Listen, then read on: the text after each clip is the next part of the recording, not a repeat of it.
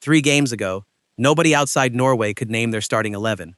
Now they are 2 wins away from a World Cup final. 28 years. That's how long Norway waited just to see this stage again. No World Cup, no spotlight. Just a small football nation on the outside, watching everyone else play the tournament they used to believe they belonged in. Nobody expected this summer to be different. Norway arrived quietly. No hype, no predictions.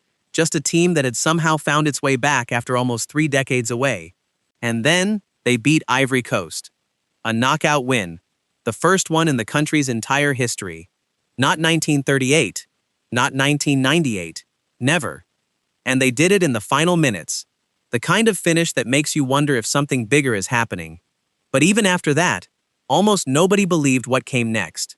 Brazil. 5 World Cups. The most decorated country in the sport's history. The kind of name that ends stories like Norway's, not the other way around. The machines that predict these things gave Norway barely a 1 in 5 chance. Not a coin flip. Not close. A team of 5 million people stepping onto a stage against a nation of 200 million, carrying 5 stars on their shirt. For most of the match, it looked like the numbers were right. Brazil pushed. Norway defended. The clock kept moving, and the story seemed to be writing itself the way everyone expected. Then, late in the second half, something shifted. A cross came in from the left, and the tallest man on the pitch rose above everyone around him and put his country ahead. Brazil had no answer. Minutes later, the same player struck again, low and hard, from outside the box. 2 goals. 1 player. A nation that hadn't won a single knockout match in its history was suddenly 2 goals up on the 5-time champions of the world. Brazil scored late, a consolation.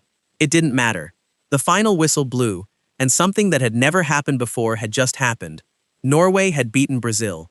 Not in a friendly, not in a group stage upset that gets forgotten by the next tournament.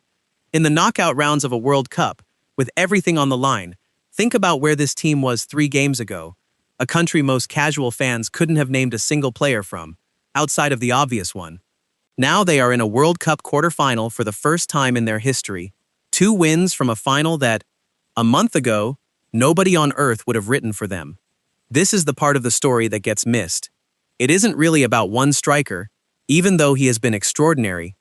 It's about a small nation that spent almost 30 years being told this stage wasn't for them, quietly building something anyway.